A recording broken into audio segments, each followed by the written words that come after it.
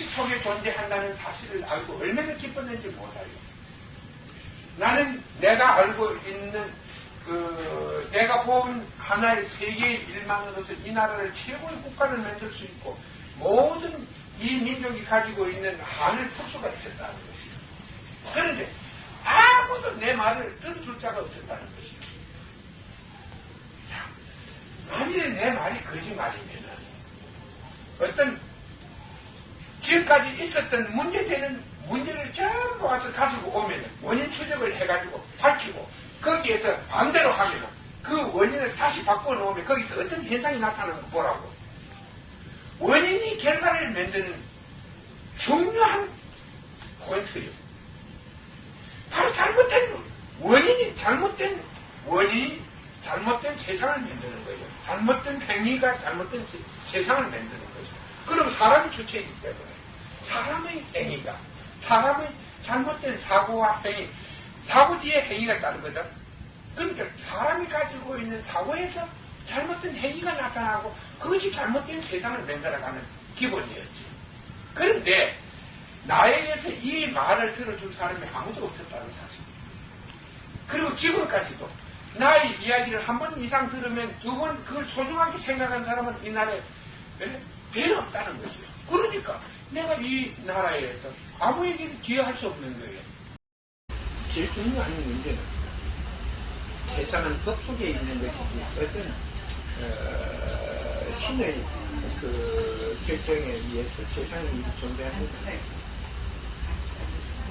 그것이 만일에 영향을 미칠 수 있지. 코끼리가 죽을 힘을 다해서 인간을 알아뭉개고자 한다면 무기를 안 가있는데 뛰들어서 난장판을 낼 수 있어. 농작물을 망쳐버리고 그래 할 수는 있지만 그 작은 영향이지 세상을 망치지는 못한다. 어떻게 한 말이야.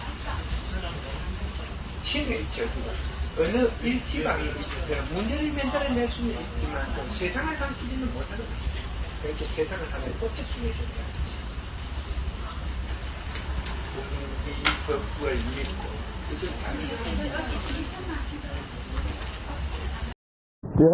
저는 이 시간을 통해서 여러분과 계속 만나면서 모든 현상의 이 비밀이 하나의 수학의 공식처럼 되어 있다는 사실을 알게 되었습니다.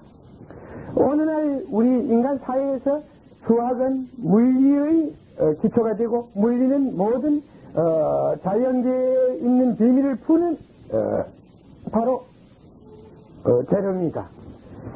여기서 우리는 맨날 하는 소리지만은 여기에 5 더하기 5라는 이 만나면 10이라는 답이 나옵니다. 인간이 볼 때 이와 똑같습니다. 어떤 물질과 어떤 물질이 얼마만큼 혼합되느냐에 따라서 새로운 물질이 탄생한다는 것입니다.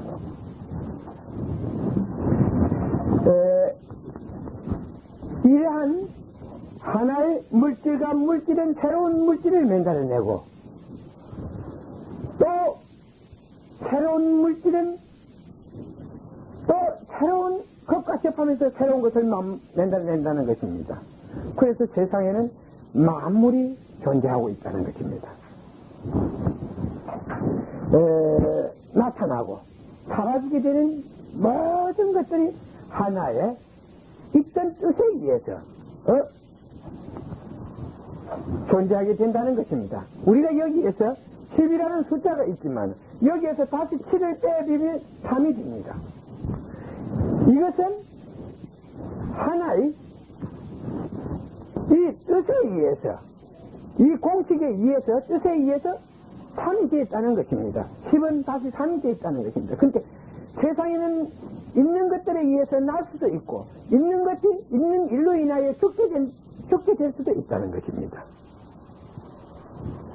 그러면 우리는 여러분들은 사람들 앞에 가서 이 인간의 법을 설명할 때 세상에 있는 모든 것들은 있는 일 후에 나타나게 되게 되고 나타난 것들은 또 하나의 있던 일로 인하여 사라지게 된다는 것입니다.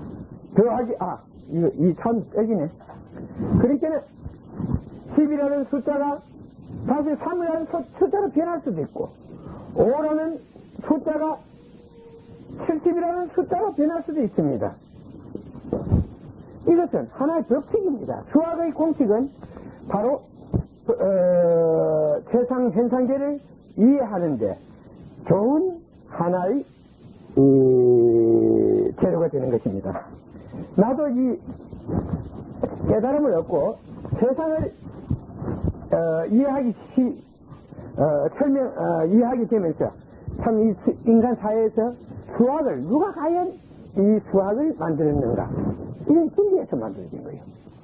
진리를 통하여 하나의 깨달은 자들을 위해서 이러한